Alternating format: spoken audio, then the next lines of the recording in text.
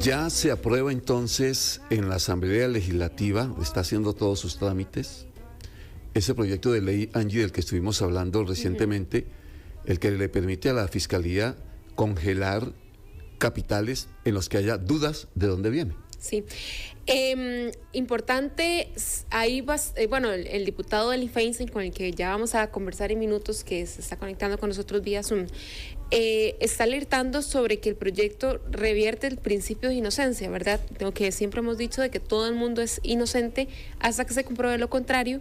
Con esta ley, dice el diputado, más bien todo el mundo es culpable hasta que se demuestre lo contrario, en el sentido de dónde provienen sus bienes. Y le quería hacer la primera pregunta al diputado sobre un escenario que él plantea que me parece bastante interesante, y es porque en nuestro país hay una gran cantidad de personas trabajando desde la informalidad, no desde lo ilegal, sino desde la informalidad. Y les va bien.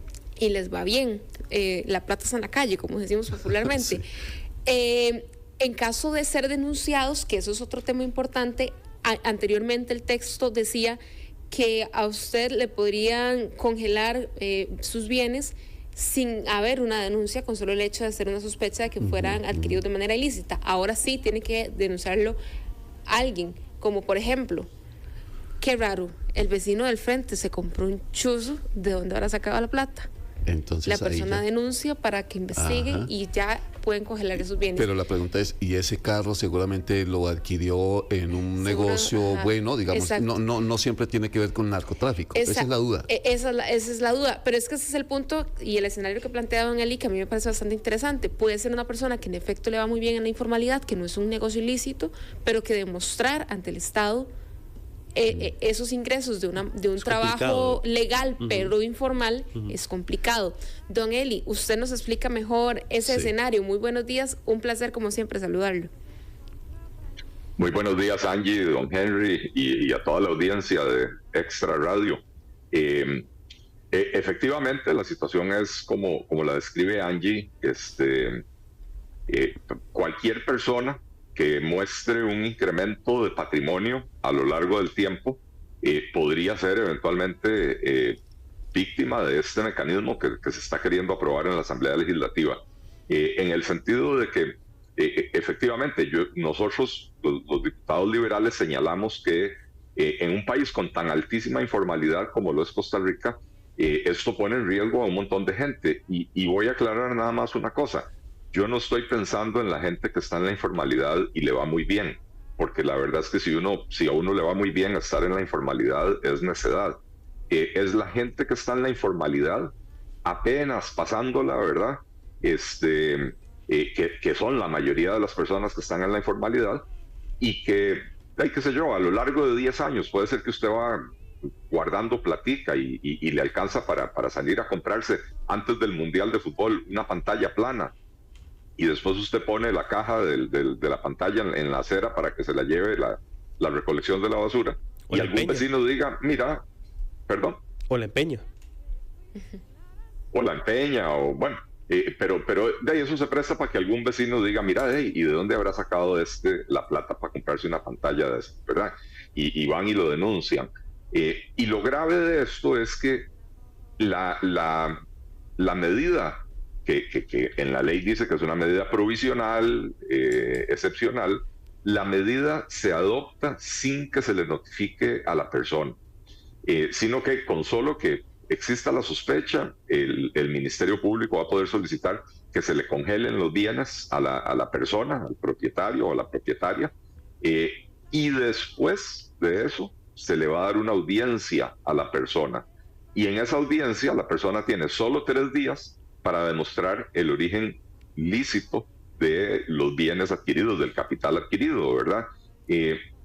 Nosotros luchamos en la Asamblea Legislativa para que se pusiera un umbral. Vamos, una persona que tiene $50,000 y no puede demostrar de dónde salieron esos $50,000, pues bueno, que se someta a esos procesos de investigación. Pero como no se le puso un límite, cualquier cosa juega, y entonces, como decía, puede ser una pantalla plana que hoy valen 300,000, 400,000 pesos, ¿verdad? Las grandes, porque ya las pantallas de 32 pulgadas cuestan menos de 200,000 pesos, ¿verdad? por una pantalla plana una persona podría, y adquirida con un esfuerzo de 5 años o de 10 años, una persona podría terminar siendo denunciada, y eso nos parece que es muy peligroso. Claro, don Eli, cuando leí la noticia y vi sus declaraciones, le confieso que en algún momento, y con todo cariño lo digo, dije, está siendo como exagerado don Eli Feinza, porque aquí no van a investigar porque tenga un carrito nuevo o una pantalla plana. Claro, es que si no hay umbral, ese es el peligro, ¿no? Si no, pero no, ese precisamente es el peligro. Pero no, si ni siquiera se discutió, es decir, bueno, a partir de tanto se puede investigar a alguien por enriquecimiento ilícito, pero nadie es rico porque tenga una pantalla nueva. Sí se discutió, de hecho en el texto original, o por lo menos el texto que había sido aprobado en la comisión, tenía un umbral de $50,000. Después vinieron las autoridades, el Ministerio Público, sobre todo el Instituto de Control de Drogas, a pedir que se quitara el umbral. Y nosotros dimos una lucha con los demás diputados para convencerlos de que no se podía quitar el umbral.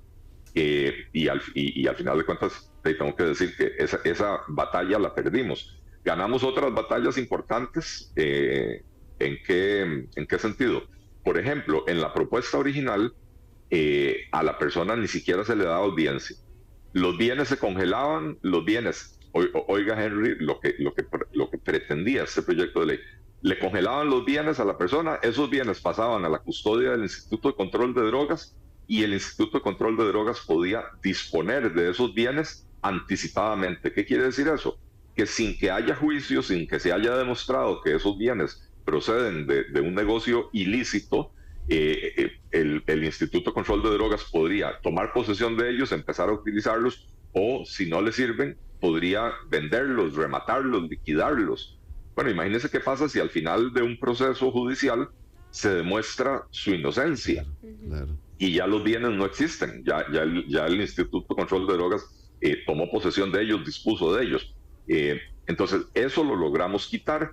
Logramos meter que sí se diera audiencia a la persona. Lo que pasa es que no logramos que se diera una audiencia de un plazo razonable. Se le dan 3 días a la persona para demostrar el origen lícito de su incremento patrimonial. Y si uno tiene que irse 10 años para atrás a empezar a encontrar documentos para poder demostrar eso, 3 días son insuficientes. Y lo otro es que al no haber umbral, entonces es, como decía usted, don Henry, por cualquier cosa, por una pantalla plana, porque le agregó un cuarto a la casa, porque se compró un carro, tal vez usted andaba un carrito de hace 20 años y lo cambió por uno de hace 8 años, ni siquiera por un Chus último modelo, ¿verdad? Y todo eso puede levantar sospechas. E insisto, el problema es que cuando las personas actúan en la informalidad, y yo estoy pensando en la gente que, no sé, tiene puestos en la calle y venden carambadas. Yo no estoy pensando en profesionales liberales que no se inscribieron en Hacienda o en la Caja y que cobran millones de colones al mes. No, yo estoy pensando en las personas que ganan apenas unos cientos de miles de colones, que puede ser que a lo largo de un periodo de 10 años han generado un ahorrito, y ese ahorrito les permite comprar algo, y que eso levante la sospecha de que tal vez está en un negocio ilícito. Las autoridades judiciales, por supuesto, dicen que ese no es el objetivo de la ley. Bueno, si no es el objetivo de la ley, ¿por qué no se pone claramente en la ley que ese no es el objetivo de la ley? No, la ley quedó completamente abierta, ¿verdad? Y eso a nosotros nos preocupa bastante. Por eso los únicos diputados que nos opusimos en el plenario fuimos los diputados de la bancada liberal y la diputada Vanessa Castro del PUS. Los otros, no me acuerdo cuántos había presentes, pero bueno, los liberales somos 6, con doña Vanessa sumamos 7, así que hay otros 50 diputados en bancadas que votaron a favor de este proyecto en el primer debate. Ángelo. Don Eli, ¿cómo fiscalizar que esto se haga de manera correcta para que no haya estas arbitrariedades que usted acaba de describir y que la gente no tenga que temer porque se le vaya a perseguir simplemente porque se compró un carro, remodeló la casa y etcétera? Ángelo, con este con esta ley, si se aprueba, no hay forma de fiscalizarlo. La forma correcta de fiscalizarlo son los principios fundamentales del procedimiento judicial, de que la persona es inocente hasta que se demuestre lo contrario, de que le corresponde a la parte acusadora demostrar la culpabilidad de la persona a la que está acusando, y sobre todo de que no pueden disponer de sus bienes antes de que se le haya demostrado que usted participa en una red criminal, en un negocio ilegal, y que de ahí obtuvo usted su patrimonio, que por lo tanto es un patrimonio mal habido. Aquí lo que se está haciendo, como decía en la introducción, como decían ustedes en la introducción, se está invirtiendo la carga de la prueba. Se está diciendo, ok, no necesitamos ir a juicio. Con la mera sospecha, presentamos la medida cautelar ante el tribunal para que se congelen los bienes de esa persona, con la mera sospecha. Ni siquiera tiene que estar la persona formalmente acusada.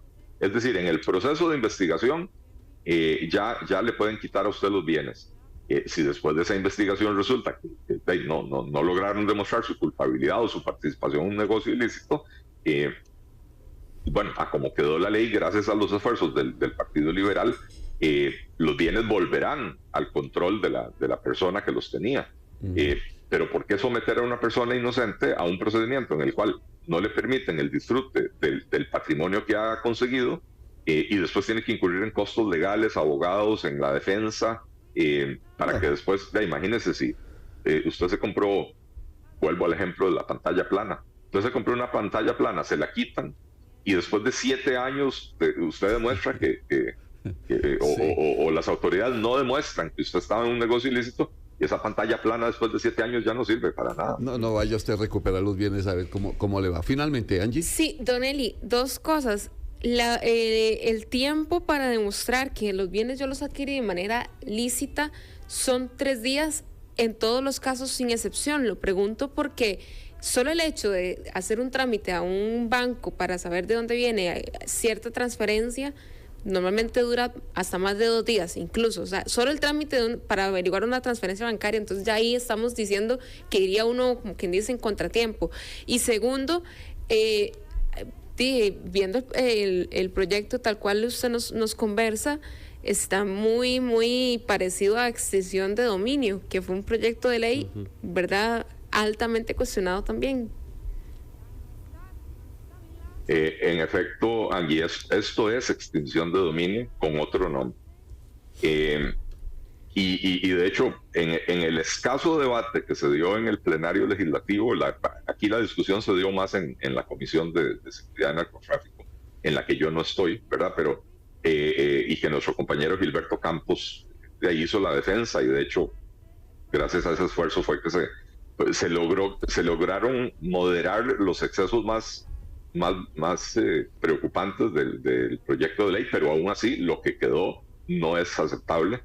Pero en el escaso debate que se dio en el plenario antes de la votación esta semana, bueno, yo señalé estos peligros, y la única que contestó fue doña Gloria Navas, y ella decía, bueno, en primer lugar que el objetivo no es la gente decente. Y claro, el objetivo nunca es la gente decente, pero cuando usted le da una herramienta a las autoridades, la empiezan a usar. Y ya no hay cómo controlarlos porque es legal lo que están haciendo.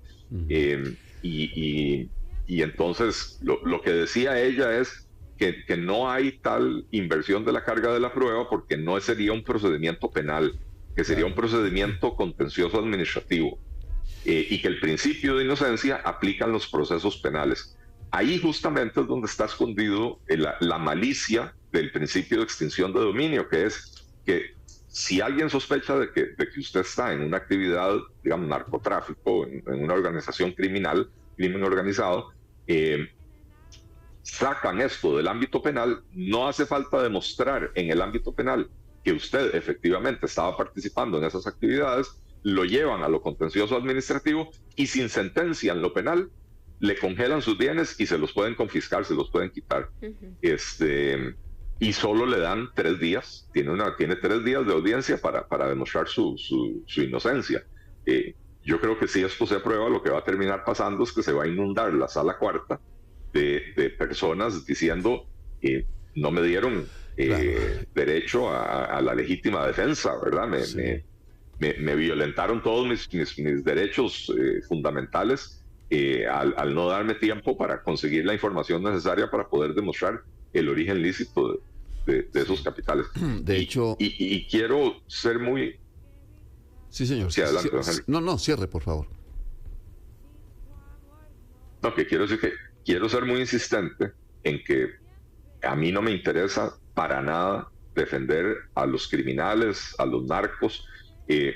Yo personalmente he dado una lucha enorme en la Asamblea Legislativa para darle a la policía, bueno, a los diferentes cuerpos policiales, a la Fuerza Pública, al OIJ, al Ministerio Público, a la Policía Penitenciaria, $300 millones para contratar más personal, para comprar equipo, uniformes, vehículos, armas, etcétera.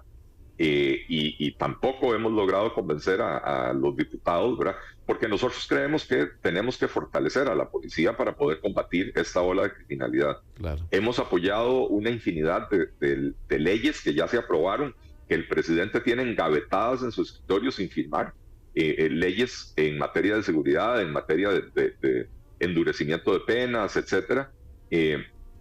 Las hemos apoyado todas, pero esta en particular, donde se invierte el principio de la prueba, para nosotros es peligrosísimo y por eso es que votamos en contra y estamos haciendo este llamado de atención a la sociedad costarricense. Vale decir que Ángelo desde ayer ha enviado notificaciones pidiendo una entrevista con doña Gloria Navas, que es la otra parte de esta historia, de este tema, que vale la pena también conocer a través de esta radio. Don Eli, le agradezco mucho que haya atendido la comunicación, muy amable. Con muchísimo gusto, ha sido un placer saludarlos y participar con ustedes. Que le vaya muy bien. Don Eli Feinsan es diputado del Partido Liberal Progresista esta mañana, y que es toda una discusión en la versión anterior, antes de este texto que se votó, la potestad para hacer la investigación y establecer responsabilidades de su dinero o sus bienes, la tenía también la Contraloría General de la República y directamente el Instituto Costarricense sobre Drogas. Ahorita solamente queda el Ministerio Público. Solamente la Fiscalía, solamente Fiscalía. Y obviamente que en las dudas que siembra don Eli sobre el texto como tal, pues sí, dice uno... sí lo pone a uno a pensar. Sí, en su momento dije, ¿cómo está de exagerado don Eli? Lo dije ayer, porque pues a alguien con una pantalla plana no lo van a investigar. No, claro, el umbral es necesario.